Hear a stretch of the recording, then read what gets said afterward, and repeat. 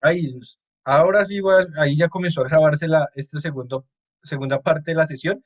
Comenzamos a hablar de las pólizas y que hay tres tipos: suministro, obra y responsabilidad civil, y siempre se suman, ¿listo? Estos valores que ustedes ven acá son los comunes de la práctica por los valores que está asegurado y el tiempo normal que uno asegura un proyecto, ¿listo?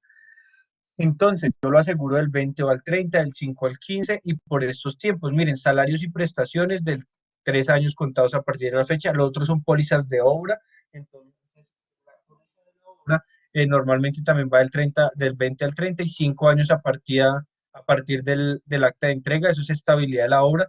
Y por último, la de responsabilidad civil eh, extracontractual, que eso es por si hay accidentes externos o demás. Vamos a ver cada una de ellas rápidamente. La primera, la póliza del amparo del buen manejo y correcta inversión del anticipo. ¿Qué quiere decir eso? Yo doy un anticipo normalmente y tiene que alguien guardarme ese dinero, porque si yo doy un anticipo y se pierde, no, mucha gente se lo roba. Por eso es que uno tiene una póliza de eso y cualquier cosa la aseguradora uno lo cubre. Debe estar vigente desde la fecha del desembolso hasta que se liquide el contrato y un par de meses más a veces, y se debe solicitar en todos los contratos donde haya desembolso. ¿Qué cubre esto? Miren, cubre tres cosas: no inversión del anticipo si la persona no lo hace, un uso indebido, una apropiación del mismo que no se lo quieran, entre comillas, robar. ¿Listo? La siguiente, ¿cuál es? ¿Qué es la póliza de amparo del cumplimiento del contrato? Esta póliza debe estar más o menos, nunca podrá ser inferior al 10%, yo les sugiero que sea del 20 al 30%, debe estar vigente durante todo el contrato y su liquidación y 2 meses más normalmente. ¿Y qué aplica? ¿Cuáles son las cosas que cubre esta póliza? Incumplimiento total de las obligaciones que se acordaron o de los criterios de aceptación. Cumplimiento tardío, o sea, si por ejemplo tú entregas más tarde, te pueden correr esta póliza a menos de que haya un acuerdo previo. Daños imputables por entregas parciales. Por ejemplo, yo entregué mi placa y finalmente eso no sirvió, se cayó medio edificio o lo que sea. Estos tipos de pólizas de cumplimiento son las que me van a admitir. ¿Cómo es este procedimiento? Yo tengo un vendedor, el vendedor va a ir a su póliza de seguro o a su aseguradora, Mafre, Seguros Bolívar, todas las que usted vean, es aseguro, y estas pólizas van a salir a nombre de quién, del cliente, en este caso nosotros. Listo, lo mismo, si fuera al revés, si uno es el vendedor, pues uno tiene que tener claro que le toca que le toca emitir estas pólizas. ¿Listo? La tercera, ¿qué es el amparo de calidad y correcto funcionamiento de los bienes? Pues normalmente también tiene que tener un porcentaje, eso sí lo define cada persona, normalmente también puede ser del 20 al 30. ¿Y qué quiere cubrir esto? Una mala calidad o deficiencias técnicas de los bienes o equipos, incumplimiento de parámetros o normas técnicas. Entonces me dijeron, no, que la bomba da un caudal de 3 litros por segundo y está dando uno. Eso es mala calidad de los equipos. ¿Cuál es el proceso también? Para que ustedes lo conozcan. Primero, yo le hago un reclamo formal a mi proveedor. Primero eso. Yo intento ajustar, hablar con él y demás. No es que yo una vez vaya a la aseguradora. Entonces yo cojo y hablo. Y si él ya no me funciona, él ya me dice, yo no quiero responder, se pierde lo que sea, o eso no es mi responsabilidad, yo ahí sí voy a la aseguradora, y eso es con abogados, es diciendo, dando informes técnicos. Le toca a uno, por ejemplo, demostrar toda esta evidencia para que el seguro a uno le crea. ¿Listo? Ahora, otra póliza que existe es el amparo de salarios, prestaciones sociales e indemnizaciones. ¿Qué sucede con esto? Que ustedes, por ejemplo, los contrataron para hacer algo, ustedes contrataron a alguien y ustedes no le pagaron el salario, la persona los demanda y demás, o ustedes no le quisieron dar la liquidación. Esta póliza les va a permitir que ustedes cojan y vayan a la aseguradora como personas naturales o como empresas y digan, mire, esta gente no me está pagando. Entonces la aseguradora paga después de un proceso y ella ya se entiende con la empresa. Esto también es como un data crédito. Las empresas aseguradoras tienen una base de datos en donde ustedes les están diciendo, ay, mire, la empresa Pepito Pérez nunca ha cumplido o ya le corrimos una póliza, entonces va a ser muy difícil que le vuelvan a emitir una. Eso es como la reputación, ustedes le dañan esa reputación y se pone muy, muy complejo de que ustedes, por ejemplo, puedan volver a hacer otro tipo de pólizas o generarlas con otra empresa, porque eso entre ellos se comunican como data crédito, y si tú no cumpliste, pues ya no hay mucho que hacer.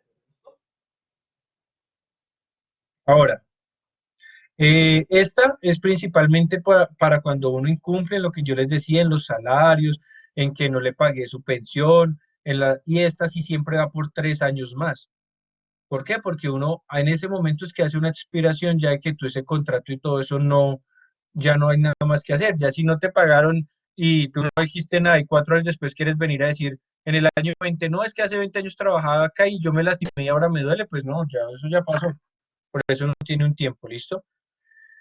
¿Qué temas cubre? Mire, juicios por incumplimiento de las obligaciones laborales, ¿listo? Eso es lo que cubre esto.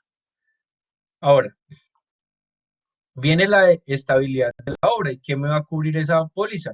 Obras de emergencia y aguas, jarillones o muros de contención o cosas mal instaladas, tiene que tener una vigencia de 5 años, mantenimiento rutinario periódico de las vías. Si por ejemplo me contrataron y yo no lo hago, pues esas pólizas me cubren eso, reparcheo, reparaciones, fresado de vías, mejoramiento de la subrasante, todo ese tipo de cosas me va a cubrir esta póliza. Siempre tiene que ir. Por ejemplo, la póliza que cubrió, no sé, los daños del Space, que finalmente ese tipo de pólizas son muy grandes y uno tiene que ver cómo las asegura y de quién es el problema, porque ahí pues pueden demandar. Además, acuérdense que las aseguradoras su principal función es ganar plata también, ¿no? No es ayudar a la gente. Entonces ellos buscarán cómo transfieren eso a otras personas. Entonces, se cayó el edificio, bueno, la firma de ingeniería fue la que le embarró con esto, y los de la ejecución van a decir que fueron ellos. Entonces ahí hay una lucha de poderes con demostraciones y cosas que esos procesos pueden durar años de los años de los... Como cuando hay un accidente de tránsito y realmente no sabe quién es la culpa, pues entre comillas, ¿no? Porque normalmente si uno tuviera un video sabría quién es, pero si uno quién es la culpa, entonces pues ahí es donde no, que yo aceleré, entonces tienen que ver si tenía el pare, si no, el semáforo, bueno, todo ese tipo de cosas.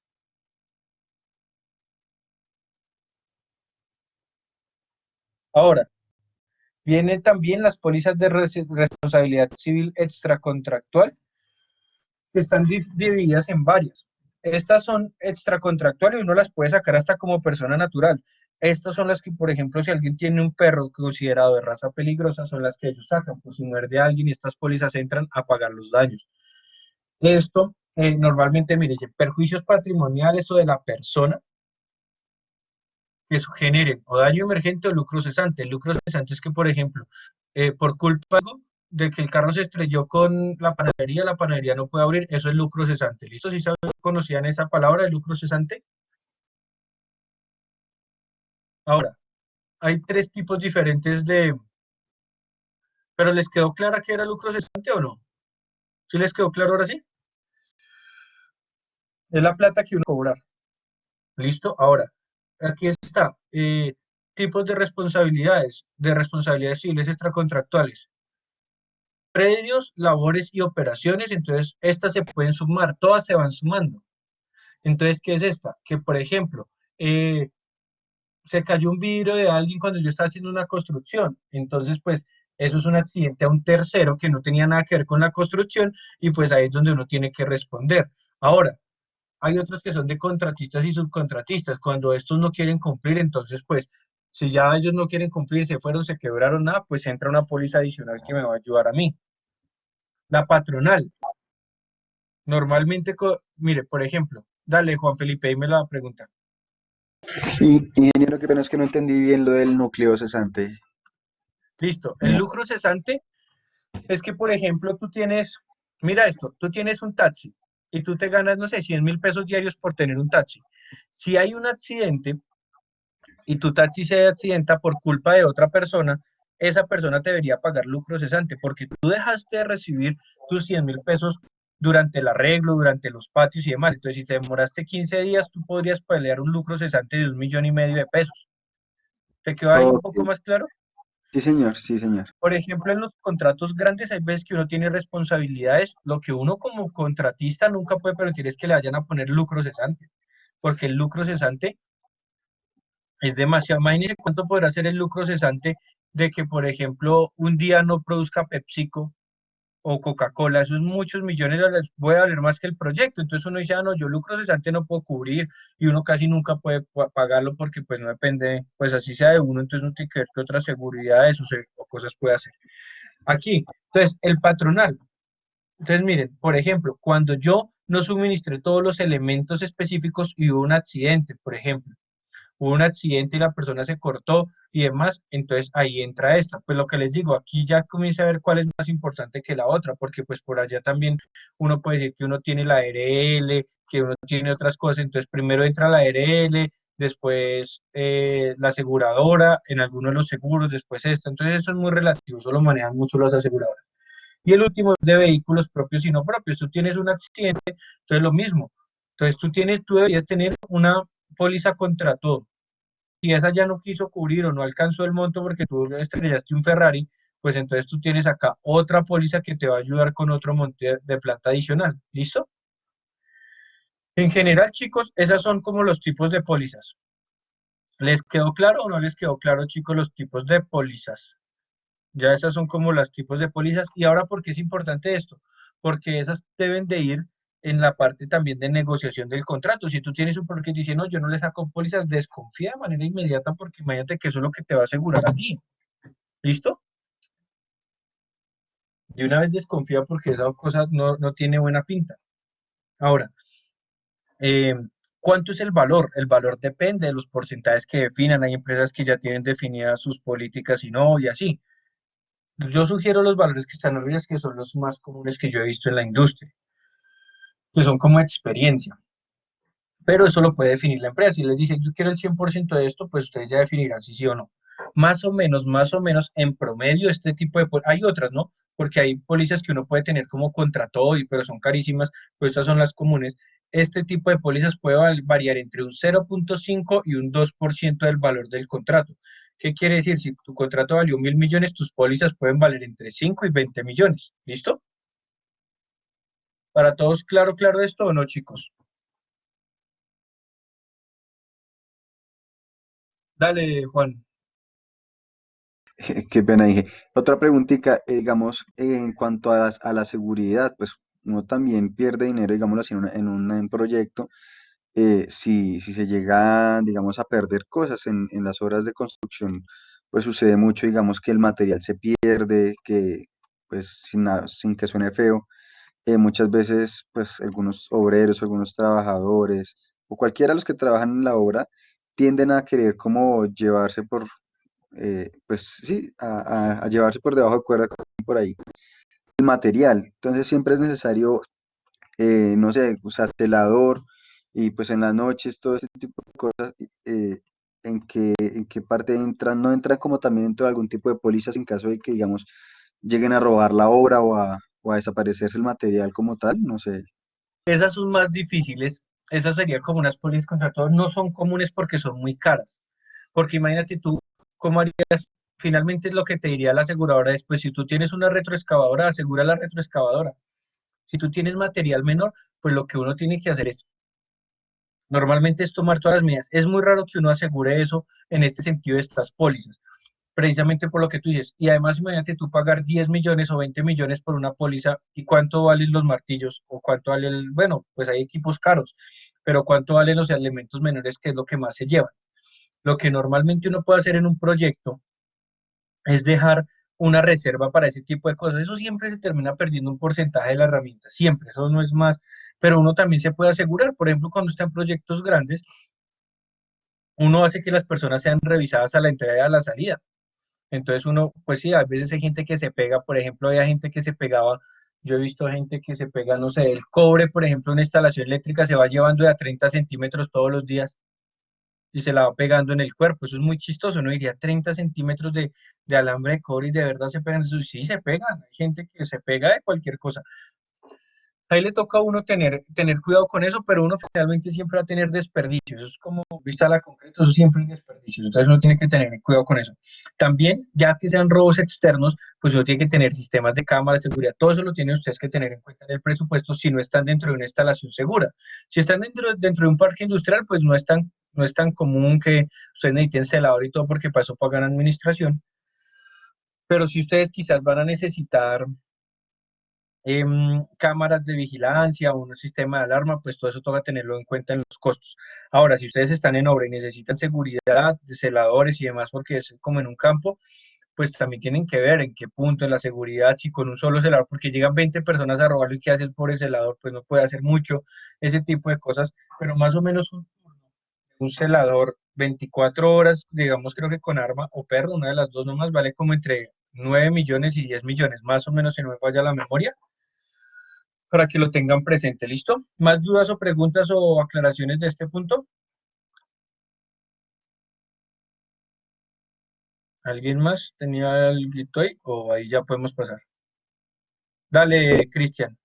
Y una preguntita, digamos, en el caso de que, digamos, a uno lo mandan a hacer una carretera por allá, no sé, a una zona peligrosa, digamos que la guerrilla le queme una maquinaria o algo así, ¿hay policías que cubren ese tipo de cosas o eso cómo se manejaría ahí, ingeniero? Pues que eso es muy relativo. Uno tiene que ver, porque si ustedes se han dado, no sé si alguien que tenga carro y demás, o sus papás cuando hayan parqueado, por ejemplo, ustedes no se han dado cuenta que dice que los parqueaderos responden si hay un accidente o algo, pero si son hechos delincuenciales mayores, como azonadas, como ese tipo de cosas, no responden, precisamente porque ahí no hay mucho. De pronto sí, de pronto sí las pólizas, pero tú tienes que ser muy claro con eso y que no queden las exclusiones de las aseguradoras. Lo que te digo, la aseguradora va a decir, como cuando lee la letra chiquita por allá de una tarjeta, te van a decir, la aseguradora te va a decir, uy, mire, si usted tiene un problema con un grupo al margen de la ley, no vamos a responderle por nada. Toca uno leer a detalle todo ese tipo de cosas y preguntar. Uno dice, esta póliza me incluye esto, ¿no? ¿Dónde es el proyecto? No sé, va a decir, en Tibú, no sé, Tibú, Norte de Santander o algo así, que puede ser una zona a veces roja. Entonces dicen, ah, bueno, em, entonces allá, entonces no, la aseguradora no te la asegura. Hay veces aseguradoras dicen, no, yo prefiero evitar el riesgo porque saben que es mucho, o te dicen, listo, yo cubro el riesgo, pero tu póliza es demasiado alta. Eso es muy relativo. Y con las aseguradoras, porque eso es como lo mismo. Digamos, yo en algún momento creo que yo tuve un problema con un carro y la aseguradora se lo llevó y me dijeron, sí, yo tuve carro de repuesto, pero en la letra chiquita decía que era 7 días y no 20 días que se demoraron. Entonces, ahí es donde uno no lee la letra chiquita, pero eso es súper clave. Luz, creo que ibas a preguntar. Dale, dale. Para decirle al compañero, nosotros tuvimos un caso parecido con dos maquinarias, dos pajaritas. En zona roja las aseguradoras no responden. Por ejemplo, yo para el que es zona roja, si tú llevas, no sé, una pajarita o una Toyota Destaca, no te la aseguran. Vas bajo tus riesgos. Entonces yo creo que en la pregunta del compañero que dice que si hay una póliza, es lo que tú decías, profe. Hay que hablarlo con la aseguradora y dejarlo que todos se lo dejen por escrito. Sí, o si no, después no responden. Eso sí es clave. O sea, no se le roban algo allá o llega la ELN o las FARC, no, no, lo que fuera. Como se los llevan o no le dicen, no, lo siento, usted no tenía que meterse por allá. Además que miren que las aseguradoras, ellos finalmente también es un ente que quiere generar dinero. La aseguradora no va a coger y decir, por ejemplo, tú vas en un camino y tú te sales para una sola roja en donde no estaba en tu póliza, allá no te van a responder, te dicen, lo siento, qué pena. Eso es muy delicado y por eso tiene que tener todo súper, súper claro. Listo, gracias Luz por la aclaración. Listo, chicos. Ahora, aquí ya viene como el último tema. Yo no creo que alcancemos a verlo todo, pero al menos intentar llegar a lo que más se pueda, que son un par de áreas más del conocimiento. Listo, recursos humanos o recursos en general, comunicaciones y bueno, dos temas importantes que son control integral de cambios y cierre. Ya en la ejecución y seguimiento de un proyecto, pues si ustedes se dan cuenta, aquí tenemos toda la parte de recursos y eso también tiene pues una planeación, pero también un seguimiento y control. Y recuerden que el capital humano para mí en mi concepto es de lo más o lo más importante que hay en una organización y en un proyecto. Si tú puedes tener los mejores equipos, la mejor pajarita, la mejor maquinaria, pero tú tienes un mal operador o tienes a alguien decepcionado que la va a terminar estrellando, terminar demorándose 3 veces más de su rendimiento, pues es muy difícil. Por eso la parte de recursos humanos es súper, súper clave.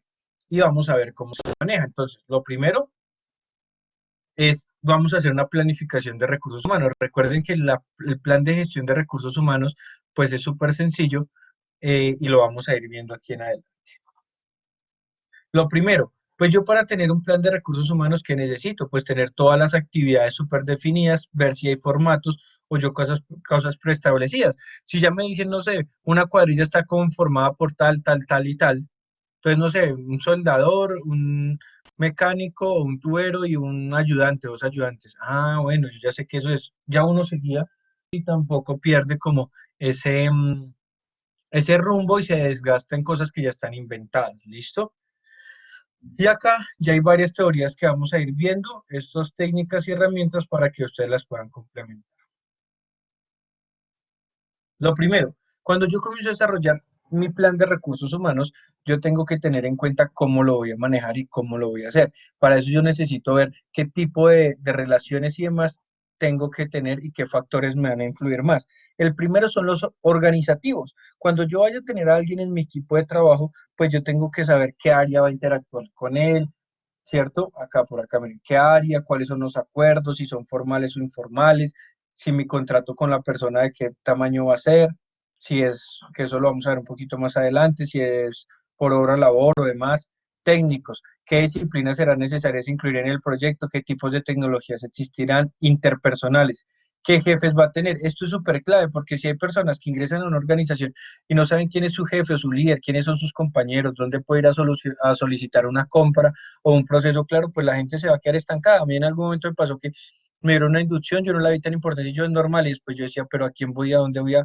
pedirle una compra, qué correo tengo que enviar, qué formato, cómo así? Eso cuando uno entra a una organización, eso es grande, grande lo que uno tiene que aprender. Logístico. ¿Qué distancias separan los miembros del proyecto? Por ejemplo, si yo tengo alguien administrativo en Bogotá y hay gente operativa por allá en Orito, Putumayo, lo que sea, pues uno dice, "Uy, bueno, ¿cómo va a comunicar? Le voy a dar modem, le voy a dar internet full, es caro, es barato, todo eso, miren chicos, que finalmente suma. Por ejemplo, en algún proyecto, nosotros necesitábamos que era un proyecto muy grande y necesitábamos tener internet allá directamente en el proyecto, pero en el medio de la nada, lo único que había era internet, un internet satelital y eso, por ejemplo, nos tocó sacarlo de una parte de imprevistos porque se habían planeado, y es lo que a mucha gente le pasa, planea como si fuera el internet de su casa y pues de pronto en algunas oficinas y demás, pues sube el valor, pero puede ser, no es tan descabellado como cuando uno le toca un tipo de estas cosas. Entonces, por ejemplo, nos tocó ese internet satelital y valía 2.800.000 el mes. A, no sé, a 300.000 o 200.000 pesos que no paga, pues siempre es bastante. Y tú multiplícalo por un año, pues eso comienza a subir el dinero. Entonces eso es importante que uno lo tenga siempre en cuenta. Ahora, ¿qué les toca a ustedes ver? ¿O que ya entregaron muchos o la gran mayoría en la parte de recursos humanos? Pues una OBS, ¿sí? O una estructura de desglose de recursos. ¿Y qué es una OBS? Finalmente es es un organigrama del proyecto, acuérdense, si están en un proyecto es del proyecto, si están ya en la operación, pues es de la organización, ¿listo? ¿Y quiénes están? Pues todos estos cargos que están aquí. Esto es uno general de un proyecto y entonces yo les quiero más que por ejemplo explicar cada uno porque pues ya ustedes pueden ver los perfiles o para qué los necesitan o no, es que me cuenten si ven dudas en alguno de esos cargos.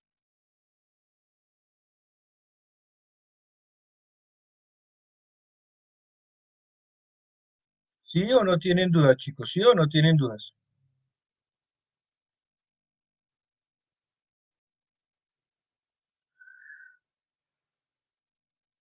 ¿Tienen dudas? ¿Tienen dudas de alguno de estos cargos que ustedes no, de pronto no conozcan qué hacen? Eso es para un proyecto grande, ¿no? Un proyecto de más de 5.000 millones, creería yo.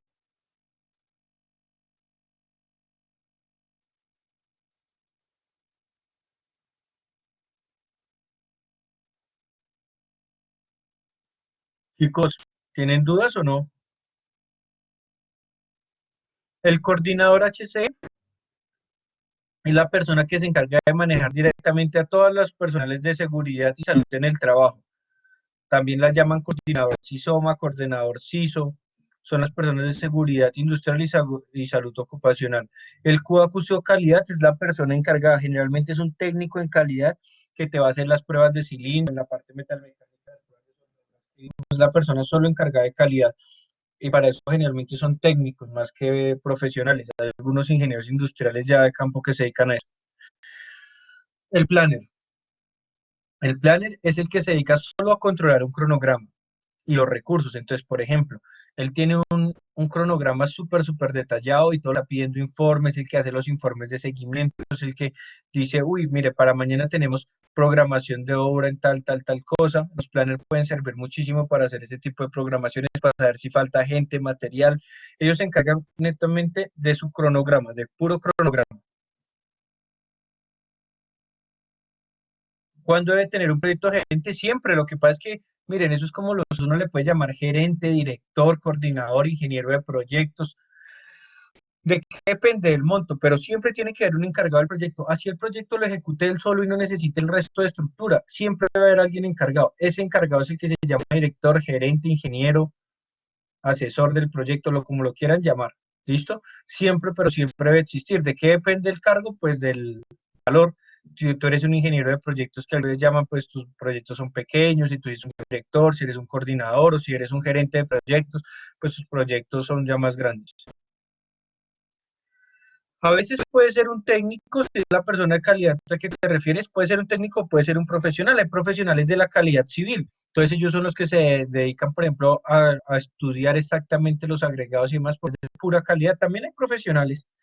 RRHH, recursos humanos, y son las personas encargadas de las contrataciones. Normalmente son psicólogos que tienen ciertas capacidades para decir, bueno, vamos a contratar a esta persona, esta no, los que hacen los contratos laborales, los que están pendientes para cuando salgan las personas a hacer las liquidaciones y pasar al departamento financiero y demás.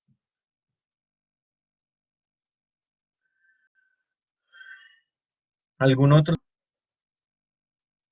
Es importante que hay veces que el director de obra es el mismo director del proyecto, pero para mí son cargos un poco aparte, dependiendo del nivel del proyecto y demás, porque el director de obra es de campo. El director de obra, él tiene que estar 100% en campo, ¿haciendo qué? Liderando las cuadrillas, mirando las capacitaciones, mirando el material y demás. Mientras que un director del proyecto es un poco más gerencial, no quiere decir que no esté en campo, pero está de pronto menos tiempo. A veces puede estar todos y su oficina es ahí, pero él tiene reuniones con las gerencias, él tiene comités, él tiene que ir a presentar indicadores, él sale mucho más y digamos que él es el que va a estar controlando, por ejemplo, los precios. Un director de obra no, un director de obra dice, yo necesito 100 metros cúbicos de concreto, ayúdenmelos a gestionar o los gestiona y demás. Él no se preocupa si valió 50 pesos más o no, el director del proyecto está mucho más consciente de los valores, del tiempo, de las respuestas, de los informes, por eso es más administrativo, ¿listo? ¿Dudas o inquietudes adicionales?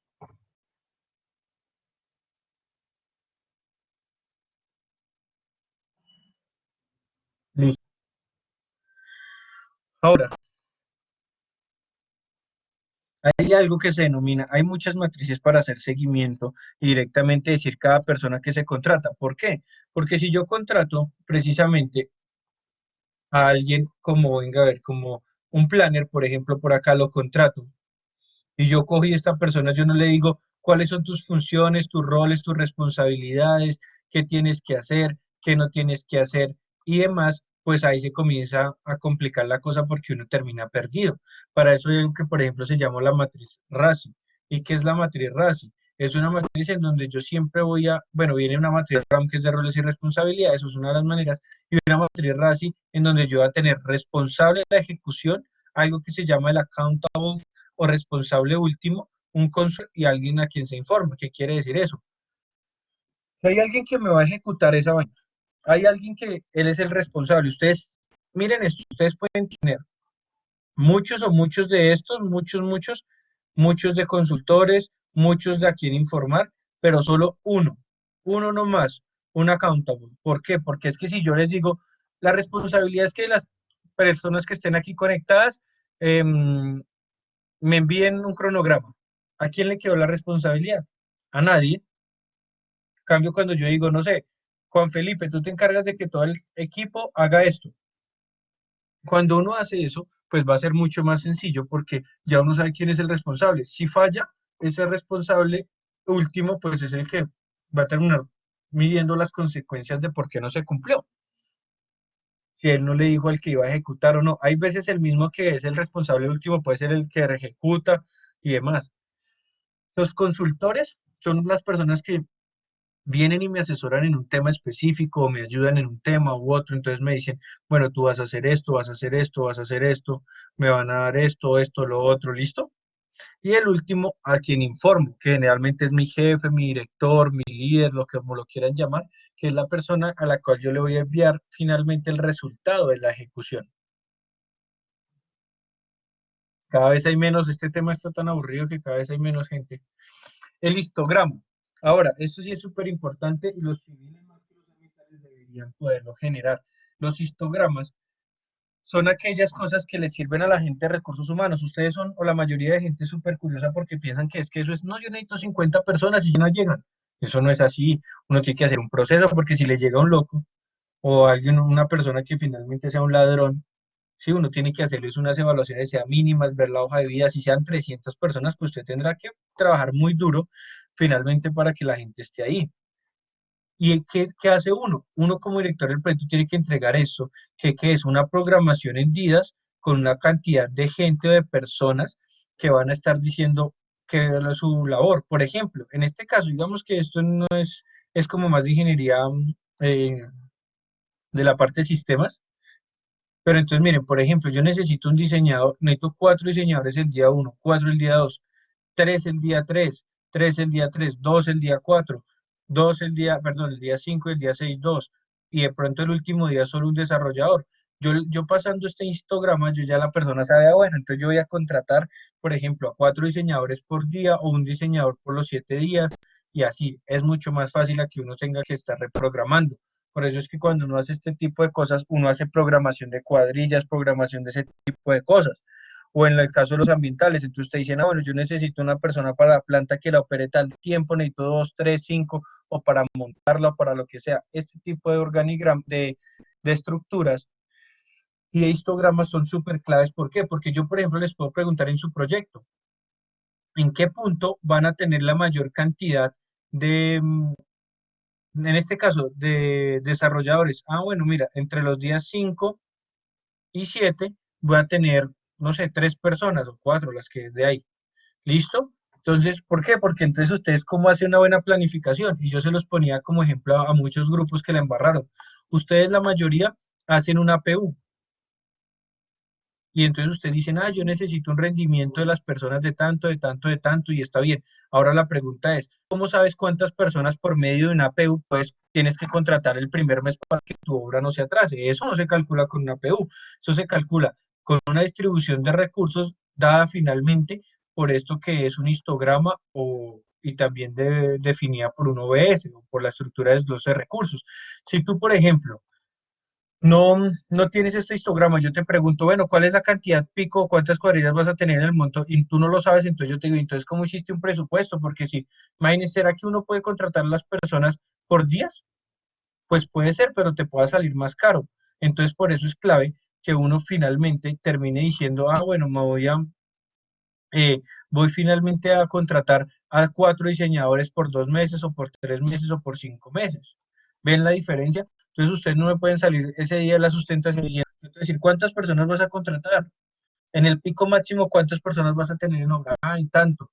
¿Por qué? Porque imagínense que yo tenga un pico de un día acá, como acá, por ejemplo, que esto está en días. Ahora imagínense en meses. Que, por ejemplo, esto solo fuera esta línea. Y entonces yo digo, ah, entonces yo solo tengo que contratar 4 personas ese mes y no me tengo que desgastar, mirar todos los meses. Sí, porque por eso los APU son muy buenos, pero cuando uno ya quiere estructurar este tipo de cosas, ya se pone un poco más difícil. Si tú quieres hacer programación de obra, va a ser más difícil.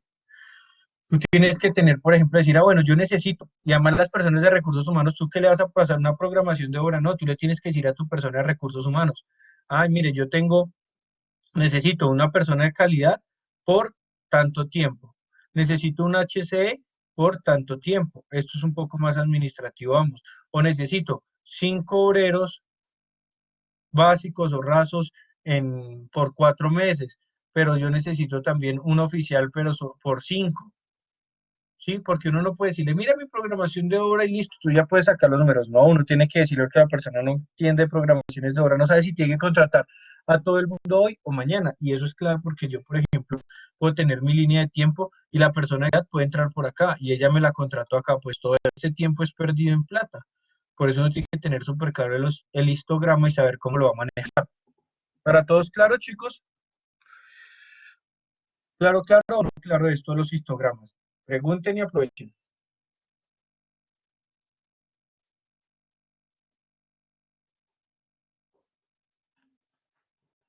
Bien, chicos, gracias por los 3 o 5 sí que siempre contestan, el resto durmiendo. Dale, Juana, pregunta. Y una preguntita, es que si hay momentos en los que uno necesita a unas personas pero no es exactamente cuando se inicia la obra. Igual se puede contar con que, digamos, la contratación de todo ese personal se hace desde un principio para que ellos comiencen a trabajar, digamos, 1 o 2 meses después, o, No, o- o es no mucho es tiempo común, antes. no, es mucho tiempo antes. Normalmente lo que tú haces es, por ahí yo creo que los procesos de contratación van entre 3, consideraría yo, entre 3 días y 15 días, más o menos en un proceso más lento. ¿Qué pasa? Si tú tienes tu tiempo, la persona tiene que entrar acá, yo te preguntaría, ¿tú cómo te vas a comprometer? O más bien yo te haría la pregunta, Juan, si yo te digo, listo, Juan, yo te contrato en 3 meses, 3 meses. ¿Qué tal que en estos 3 meses te salga un proyecto y entonces ya no me puedes cumplir mi fecha? Uno tiene que, ya uno cuando saca una convocatoria, bueno, pues debería ser así, ¿no? Cuando saca una convocatoria debería decir, para iniciar a trabajar el 15 de mayo y los tengo que tener. ¿Por qué? Porque yo te digo, no, trabaja en 2 meses, pues tú te vas a desmotivar y vas a decir, no, yo tengo que buscar trabajo porque, bueno, en el caso de ustedes no hay tanto lío que ven con sus familias y demás, pero un padre de cabeza de familia que le diga, no, en 5 meses estoy trabajo porque ya estás planeado, pues no, uno tiene que hacerlo más o menos eso. 15 días, dependiendo de la política de la empresa, tú tienes que hacer esa programación y ya decir, ah, listo, yo sé que tengo que avisar a recursos humanos 10 días antes. Uno no normal no contrata sino a medida que vaya necesitando para no gastar más plata. Listo, chicos, ¿qué otra duda hay? Creo que recursos humanos tiene muchas vainas. Ingeniero, entonces, digamos, ¿cuánto sería lo mínimo que uno le podría pagar por días a alguien? Sí, no le puede pagar por días a alguien, pero entonces tiene que, ahorita vemos los tipos de contrato, pero sería un contrato de prestación de servicio. Yo te contrato es por tu servicio. A ese tipo de personas yo no les puedo exigir horario, para que lo Sí, señor. tengan súper presente. Y digamos, Entonces, un diseñador que, digamos, yo lo contraté por 4 días que se demore haciendo el diseño. listo, esa es una muy buena pregunta. Creo que es Luis el que está hablando. Sí, señor. Luis, esa es una muy buena pregunta. ¿Qué pasa? Normalmente uno, si yo soy diseñador o si a mí no, yo no me dejaría contratar por días. Además, miren que eso es un gran problema porque, ¿qué pasaría, Luis? Honestamente, en nuestro país, no en tu caso. Si yo te digo, Luis, yo te pago 1 millón el, el día y lo que tú te demores, Sí, la exacto. normalidad de la gente, ¿qué pasa? ¿Qué ¿Un haría la millón? mayoría de gente? Sí, yo te ¿Por digo, un te millón? pago 1 millón el día. Pues bien, un día en 1 millón, ¿no? No, sí, pero me refiero, ¿tú qué harías si yo te digo, y el tiempo lo defines tú? ¿Cuántos días te demores? ¿Qué tiende a hacer la mayoría de personas? Ah, pues a pedir los mayores días que uno pueda, o sea, obvio. Exacto, entonces tú dices, no, yo me demoraba un plano haciéndolo medio día, pero ahora me demoré 5 días, pues claro, porque es más plata para la gente y es la mentalidad. Digamos que en eso ya van muchas cosas. Los diseños normalmente por eso no se hacen así, y O muchas sea, cosas no se hacen así. Yo cojo y le digo, ¿cuánto me cobras por el diseño de todo? ¿Te demores un día o 5? Es más común y yo prefiero hacerlo así. ok, ya entendí. Listo, Y lo ingeniero. mismo, cuando es por horas, lo mismo. Si yo pago por horas, miren, yo he contratado personas por horas y yo estimo que en eso una persona normal se demora 3 horas y se demoran 6. Entonces a mí me gusta ese tipo de cosas manejarlas precisamente por un servicio. Te digo, ¿en cuánto me cobras por pintar una pared? Listo, te cobro 30.000, listo. Porque qué tal la persona me diga 20.000 por hora y se demora 10 días. ¿Tú cómo peleas? Y cosa difícil para pelear contra el Ministerio de Trabajo es la ineficiencia de una persona. Si tú echas a una persona por ineficiencia, tienes que tener una demostración, mejor dicho, del otro mundo. Y si la quieres por justa causa, ¿no? Porque si tú la pides sin justa causa, pues nada, la liquidas y listo. ¿Había otra pregunta por ahí?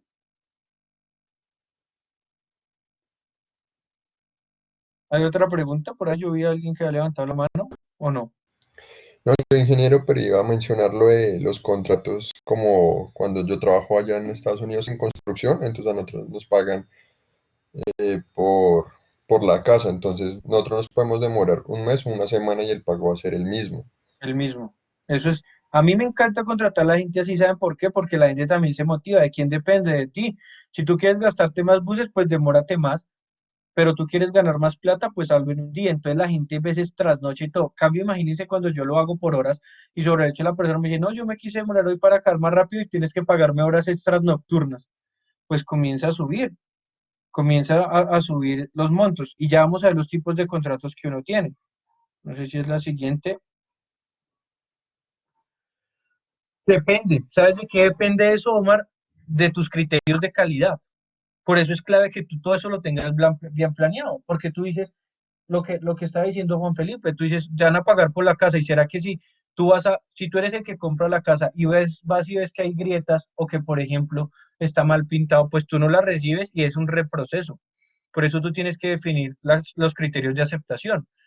Tú, por ejemplo, tienes tan claro, por ejemplo, de qué color es la baldosa y de todo tan claro y en qué detalle lo vas a entregar, que ya dependes de ti. Claro, si tú entregas algo mal hecho, pues no te lo van a recibir y te toca hacer un reproceso. Dinos, Juan.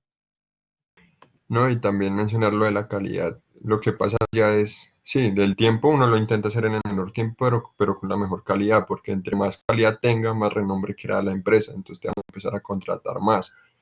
Entonces, Exacto, exacto, bien, Juan. También, ¿qué pasa? Exacto. Si tú, por ejemplo, dices, no, yo le apliqué el concreto que no era, pero nadie se dio cuenta porque quedó por debajo, pero se cae media casa, pues los seguros, tu renombre se cae, tu nombre se cae completamente y pues ya no hay qué más hacer. Entonces, por eso uno tiene que compensar y también no tiene que ser lógico, porque ahí también puede ser que tú no sé, que quede mal pegada la baldosa. Entonces, ¿qué pasa? Tú, por ejemplo, puedes decir, ay, sí, lo hago más rápido, pero lo hago mal, pero pues después la calidad y el costo de calidad, eso es muy, muy alto. ¿Listo? Y eso pues va a ser un problema porque después te toca gastar más plata. Bueno, ahora, aquí, aquí hay varios temas súper importantes. Yo creo que muchos de ustedes que ya han trabajado en algún momento en alguna empresa, pues ya deben conocer esto, pero muchos otros que apenas van a salir a la, a la parte laboral, no, todavía de pronto no lo conocen. Y yo creo que con esta diapositiva, y mientras les explico los contratos, apenas acabamos y pues ya el resto del tema tenemos listo. Y yo quiero que acá ustedes se centren, no pasa nada, porque yo quiero que ustedes tengan esto súper, súper, súper claro, ¿listo? ¿Qué pasa? Cuando a ti te ofrecen, dependiendo de tu tipo de contrato, entonces vamos a hablar de tipos de contrato que estoy revisando y creo que la presentación no tengo una diapositiva de tipos de contrato, entonces se los voy a explicar así, pero pues hay varios. ¿Listo? El primero de ellos y el que uno siempre debe buscar es tener un contrato a término indefinido. ¿Qué quiere decir? Que tú eres un trabajador para una organización y tu contrato puede ser por toda la vida, si así pues se llega a esa conclusión. A ti te van a pagar todo, tú tienes tus vacaciones, tú tienes todo, y de estos porcentajes que ven acá, pues van a estar divididos aquí está, mire, entre el empleado y el empleador. El empleado es uno y el empleador es la empresa. ¿Qué toca hacer? Si uno tiene ese tipo de contrato está hecho, porque si a uno lo echan sin justa causa lo indemnizan. Si uno renuncia, pues nada, lo que a uno le den y ya. Ahora, si yo tengo otro tipo de contrato que es por tiempo definido, pues entonces a mí se te va a contratar por 3 meses y listo, y la empresa paga eso, pero mi tiempo son 3 meses y ya, y no me liquidan porque es a 3 meses, o sea, no, más bien no me pagan indemnización, sí me liquidan, pero no me indemnizan. Si es, también tienen que tener en cuenta algunos requisitos, estos son normas gigantes laborales. Si ustedes, por ejemplo, les hacen 3 renovaciones de contratos a término fijo, ya la cuarta tienen que pasarlos a término indefinido. Hay otros tipos de contratos, por ejemplo, por obra o labor. Ahí no hay un tiempo definido, entonces es por la obra o labor precisamente. Entonces yo te contrato para que me pintes. Cuando tienes de pintar, pues ya qué pasa, pues ya te vas y yo te doy tu liquidación, pero no indemnizo porque yo te dije que solo era por esa obra o labor. Em, Ventajas y desventajas de todo tipo. Ya si quieren abrimos micrófonos y me hacen preguntas de esto, que esto se me hace que es un tema súper importante para cuando ustedes sean jefes o cuando los vayan a contratar. El último se llama por prestación de servicios. ¿Qué es por prestación de servicios? Te dicen, ven, necesito que me hagas esto, estas labores y demás, pero ¿quién va a pagar estos porcentajes que hice a cargo del empleador? Tú mismo. Entonces, a ti ya te reciben, pero con parafiscales, no es que Dios los vaya a pagar, tú ya vienes con tu seguridad, tú ya vienes con haber pagado tu pensión y demás. Ese tipo de contratos, pues dependiendo de qué tú hagas, pues es bueno o malo. Si yo tengo muchas interventorías al tiempo, pues bueno, porque pago solo una seguridad, no me la descuentan en todos, pero todos me están pagando, ¿sí? Pero si yo, por ejemplo, em, no sé, tengo ya un empleo y me toca pagar eso, pues va a ser más difícil porque por prestación de servicios me toca a mí todo encargarme de todo. ¿Y qué son los valores que toca pagar? Miren, esto es como en base en el 2019. Digamos un salario de 828.000 pesos. Hay un subsidio de transporte que solo se paga para las personas que ganan, ahorita no recuerdo si son 2 o 3 salarios mínimos mensuales legales vigentes máximos, de ahí para allá ya no te pagan. Y también hay particularidades que me voy acordando y les voy diciendo. Si tú tienes un contrato a término indefinido y tú ganas más de 2 o 3 salarios mínimos, a ti te van a hacer un contrato que se llama que tú eres un personal de confianza de la organización. ¿Qué quiere decir eso? Que nunca te van a pagar horas extra, ¿listo? Para todos es súper claro eso. O sea, si tú eres a los ingenieros nunca, casi nunca nos pagan horas extra. A los auxiliares de ingeniería de pronto sí, a ese tipo de, pero a los ingenieros normalmente no, porque tú eres un personal de confianza de la empresa. A ti te están pagando es por eso y por eso te pagan mucho más. ¿Listo? Y hay veces a uno no le dan subsidio de transporte en el salario. Si ya es un proyecto lejos y demás, pues ya tú cuadras porque si es bueno, si es por fuera de Bogotá, si a ti te contratan en Bogotá, pero te toca ir a Chía, te toca ir a Medellín y todo eso lo tiene que pagar la empresa, ¿no? Nunca se dejen decir, no, yo lo saco en mi salario el tiquete, pues no tiene sentido. Lo tiene que pagar la empresa porque tú estás haciendo una obra o labor directamente de la empresa en cualquier tipo de contrato. Ahora, salud y pensión. Se tiene que pagar a cargo del empleado el 8%, del 4% de salud, el 4% de pensiones. ¿Qué quiere decir? Que realmente a ti no te va a llegar eso, no te va a llegar los 828 a cargo del empleador. Entonces, si tú eres el director del proyecto o eres el empleador, pues a ti te toca pagar 12% de salud y pensión, más o menos de parafiscales, dependiendo, este porcentaje es variable, los parafiscales van del 1 al 5% y de qué depende tu nivel de riesgo, donde el nivel de riesgo 5 es más alto. Entonces tú pagas muchísimo más dinero por esas personas que tienen un nivel de riesgo mucho más alto que por una persona que, por ejemplo, está todo el día que por una secretaria, por ejemplo, que está todo el día en la oficina. También la ARL, perdón, aquí está lo de la ARL que le está contando, que es del 1 al 5%. Y los parafiscales, cuando se llama, es la caja de compensación, ¿listo? Por ejemplo, compensar, CAFAN, con subsidio, siempre es obligatorio pagar. Ahora, prestaciones también a cargo de tú como empleador o de la persona que está contratando en un proyecto. Cesantías es más o menos, miren, un salario más el subsidio de transporte dividido 12, la prima igualito. Recuerden que normalmente primas hay dos en el año, una en junio y la otra en diciembre, que es una prima. Es un valor adicional que dan las empresas con motivación para el cliente, para el empleado. La mayoría de empresas dan medio salario en junio y medio salario en diciembre, pero depende. Si tú eres una empresa más motivada, pues dices, doy un salario y un salario. ¿Listo?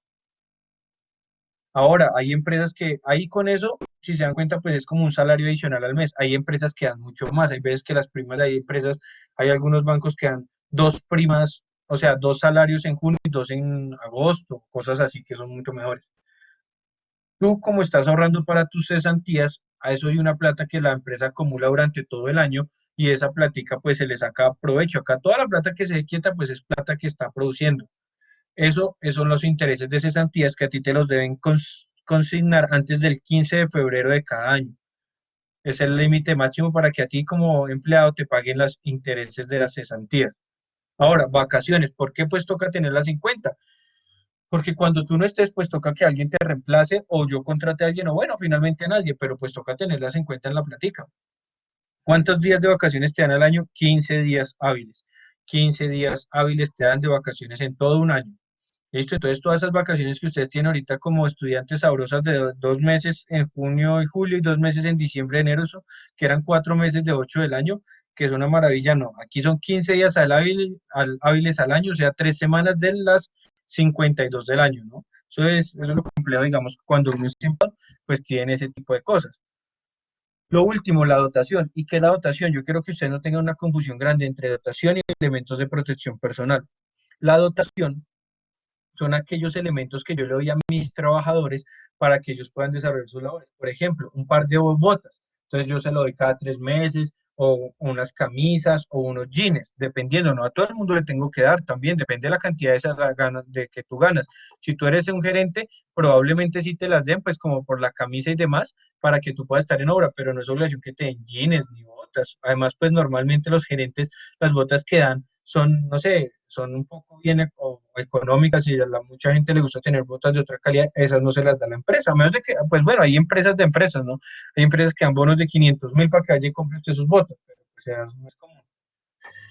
Entonces no confundan la dotación con los EPPs por eso, porque la dotación es el jean, la camisa, quizás el casco puede entrar, a pesar de que también sea un elemento de protección personal, pero tú todos los días no le das cascos a las personas, ¿sí? No son como esos tipos de elementos. Tú botas no le das todos los días a las personas, hay veces una vez al año, una vez cada 6 meses, dependiendo de tu plan de dotaciones o lo que mínimo que exija la norma. Cambio los elementos de protección personal como gafas, tapabocas, guantes, que son de uso diario, porque todos los días hay veces les puede romper los guantes o demás, o se los roban y dicen, no, se me perdieron, bueno, lo que sea. Entonces, eso lo tienes que tener en cuenta en tu presupuesto también del proyecto. Si se dan cuenta, más o menos aquí, el costo, si yo le digo a una persona que lo va a pagar el mínimo, que son 828.000, yo realmente tengo que provisionar en mis proyectos 1.340.000. Yo les había dicho, tomen un porcentaje promedio que es del punto 5 o del punto 53. ¿Por qué? Porque a veces uno no tiene en cuenta las vacaciones, o bueno, todo ese tipo de cosas que a veces uno no o bajan algunos porcentajes, eso es muy relativo, pero más entre el 0,5 y el 0,65 dependiendo de las dotaciones y demás.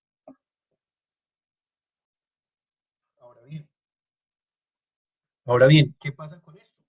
Pues que tú ya te estás dando cuenta que normalmente uno no tiene, uno no puede proyectar un salario de 820 o 830.000 pesos, sino yo en mi proyecto de 1.400.000 más o menos. Miren la cantidad de plata que uno puede aumentar y eso es lo que le pasa a las compañías. Entonces, cuando ahorita, por ejemplo, dijeron, uy, en pensión, ya no, uno a veces paga el 17% de pensión como independiente, ¿sí? El 16 realmente. Entonces ya no vas a pagar entre el 16 y el 17, sino el 3%, pues entonces hay un poco de plata que la gente se ahorra, ¿ven? Y también para que tú cuando seas empleado te des cuenta. ¿Qué pasa con esto? Pues que a ti te prometieron 828.000 más el salario, el subsidio de transporte 925.000 y a ti te van a llegar 858.000 pesos. ¿Por qué? Precisamente por estas deducciones. Entre más grande, pues más deducciones. Por ejemplo, ya cuando tú tienes unos salarios grandes, por ejemplo, miren, ya me acordé uno, el salario mínimo integral, que no es este mínimo, este es el mínimo mensual legal vigente. El mínimo integral es 10 salarios mínimos mensuales legales vigentes. O sea, en este caso del ejemplo, unos 9 millones de pesos, más o menos al mes. Cuando tú ganas por encima de los 9 millones de pesos, a ti, por ejemplo, tú ya aquí dejas de pagar varias cosas. Bueno, más bien, como empleador, no te va a tocar pagar. Por ejemplo, tú ya no vas a tener ya por ejemplo no vas a tener cesantías, eso se quita totalmente. Las cesantías, ya una persona que tenga el salario mínimo integral no va a tener cesantías y probablemente no va a tener primas, ¿listo?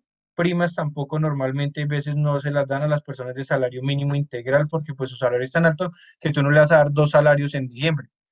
¿Sí? Eso es lo que pasa, ese tipo de salarios tienen unas connotaciones. Claramente ellos también tienen otros pagos adicionales. O sea, esto se lo ahorra la empresa, pero sobre el hecho a uno, entre más gana, pues más le toca pagar, porque hay unos subsidios hacia el SENA, ¿sí? Hacia la educación que tú pagas ya mes a mes cuando ganas, no sé, más de 5 o 4 millones de pesos, la gente le toca pagar eso que se llama impuesto al SENA o cosas así, pues que no es mucho, pero todo eso va sumando. También cuando tú ya ganas más de como de 2 millones o 3 millones de pesos, ya no me acuerdo en el número, tú tienes que pagar y cada mes te van a descontar una parte que es para la declaración de renta o te van a descontar la renta, ¿listo? Que eso es un porcentaje de tu salario. Eso es con el fin de provisionarlo para que cuando te toque declarar renta el siguiente año no te toque tan duro. Pero finalmente a mucha gente le toca seguir pagando porque eso no le alcanza. ¿Listo, chicos? Eso es un tema súper, súper, súper importante que ustedes estén. Ahora, quiero aprovechar estos 10 minutos que nos quedan para que hagan preguntas de este estilo de contratos, de lo que ustedes se imaginan, de si tienen dudas de estos valores, de lo que les va a llegar, de lo que no, de cuándo les toca pagar esto y cuándo no. Hablen, chicos, hablen ahora, que es un espacio que es muy raro que alguien más les dé.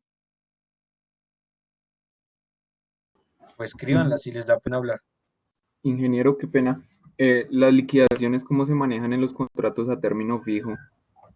No, a ti normalmente de liquidaciones, solo la liquidación sin indemnización, que es diferente en las liquidaciones, por ejemplo, tú dijiste, si yo trabajo un año, mi prima serían ¿cuánto? Un salario al año, ¿cierto?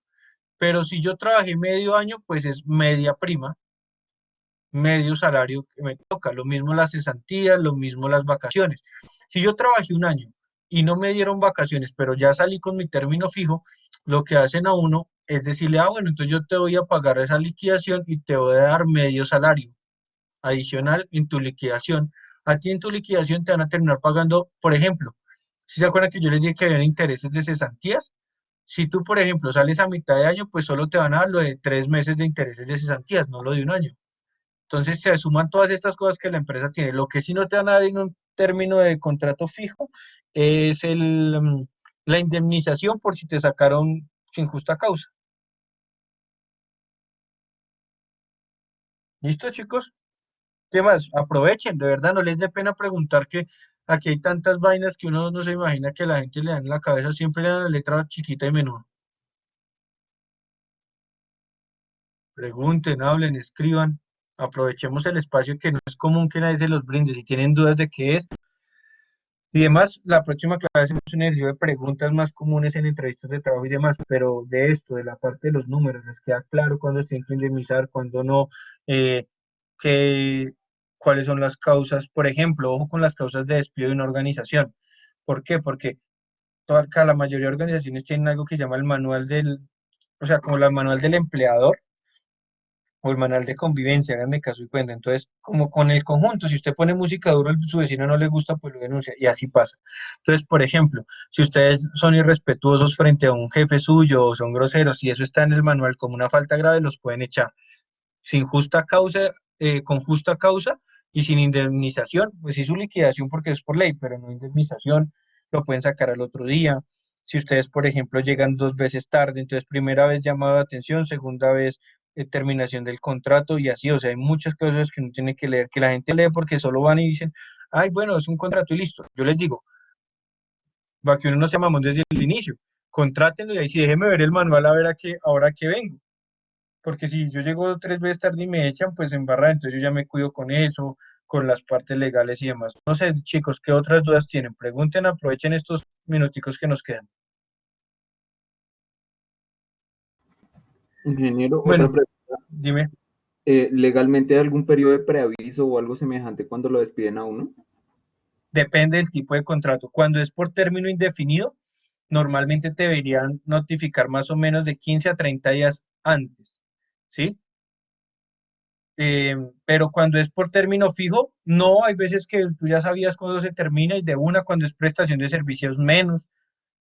Cuando es obra o labor, hay veces sí uno le pueden preavisar, pero le pueden preavisar una semana antes, pero como tú estabas por tu obra o labor, ahí hay una cosa súper importante en los contratos de obra o labor, y es que, por ejemplo, ¿qué pasa? En una obra o labor, la gente, la gente, em, la gente normalmente, o yo, por ejemplo, o muchas empresas, ¿por qué? Porque la cultura, yo no te voy a decir, yo te voy a contratar, yo te voy a contratar, por ejemplo, no sé, para hacer 10 metros cuadrados de baldosa, nada. Mi obra labor sería instalación de baldosa. Y si yo considero que tu obra iba hasta la mitad, pues hasta la mitad y te puedo despedir. Claro, la gente no se va a comprometer directamente con las personas porque saben que si tú sales malo, ¿cómo lo sacas? ¿Ves? A ver, yo por acá hay preguntas y les iba a decir algo súper importante que se me olvidó por acá. Ah, bueno, ¿qué pueden escoger ustedes y qué no? Ustedes pueden escoger su EPS, la que tengan, si es su primer contrato, ustedes pueden escogerla, sea, si ustedes están, no sé, en 9 EPS y no les gusta porque ustedes son todavía afiliados de sus papás y el primer contrato, ustedes no digan mi EPS es el 9 EPS, nada.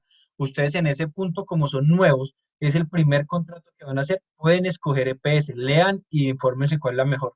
Ahora, si ya les tocó porque ya la embarraron o porque ustedes ya están trabajando o porque les tocó así, solo pueden cambiar de EPS después de un año de haber cotizado en esa EPS, ¿listo?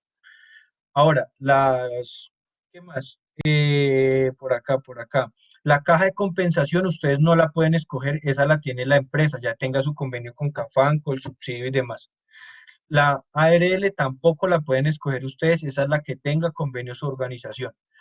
El fondo de pensiones sí, pues está con pensiones por venir, cada uno le dirá que es mejor, que no, pero pues que eso es tan relativo. Por ejemplo, dicen, no, es que tus intereses van a ser el 5% a 60 años. Yo digo, bueno, pues a mí eso, finalmente yo estoy es para hacer plata acá y para poder tener mi pensión por allá a los 40 años y no estar molestando. Pero bueno, pues a mucha gente le importa eso, pero eso tiene tanto de largo como de ancho.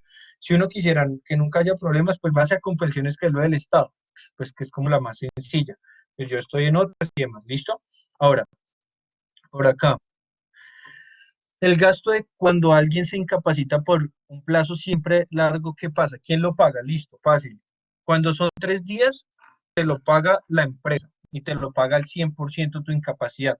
Cuando son más de 3 días, creo que son 3 días, es que ahora ya como hace rato no contrato gente, ya no me acuerdo, pero, o no le pasa eso a alguien que yo tenga, pero cuando es más tiempo lo paga directamente la EPS y la EPS te va a pagar o la ARL, dependiendo de dónde sea el problema. Te van a pagar solo el 75% de tu salario, ojo con eso. O sea, si a ti te iba a llegar 860.000, pues ya no te va a llegar a 860.000, te va a llegar el 75% de eso, porque la gente dice, ah, no, la EPS dice, no, pues usted no se está movilizando, usted está incapacitado, le están dando todo en su casita, solo el 75%.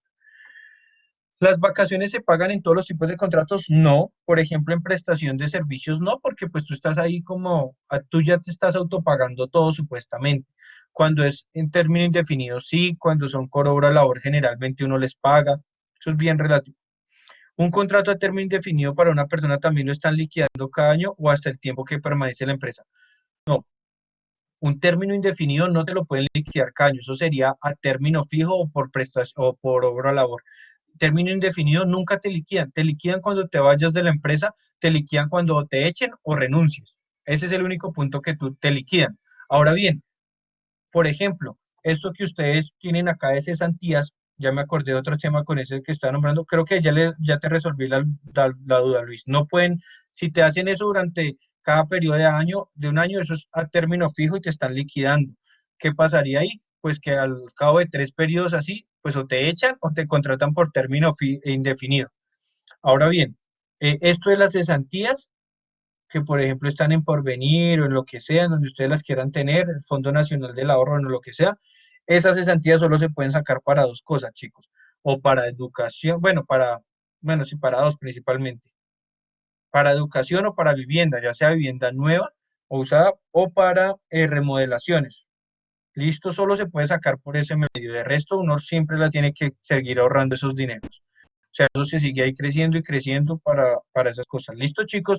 Creo que hay muchos temas adicionales. No sé si tengan otra duda, inquietud, o si no, daríamos por terminada esta sesión, chicos. Nos veríamos dentro de 8 días para terminar ya todos los temas y saber la encuesta que nos dio para de una vez tenerles ahí fechas y demás y que una vez quedamos todos súper definidos. No sé si hayan dudas, inquietudes, chicos. Porfa, cuéntenme. ¿Dudas? Chicos, dudas, preguntas, o si no, chicos, de verdad, muchas gracias por su tiempo, gracias por estar acá. Si tienen dudas, de todas maneras, saben que me pueden preguntar en otro momento, si no querían acá, pues lo pueden hacer, de hablar de esto y seguimos con este tema y con la parte de planeación financiera, ¿listo? Chicos, un fuerte abrazo, que estén súper bien, nos vemos el próximo viernes y ya vayan preparando, ya saben que estoy disponible para resolver dudas y para mirar sus proyectos y que no les vaya que les vaya súper bien. Listo, chicos,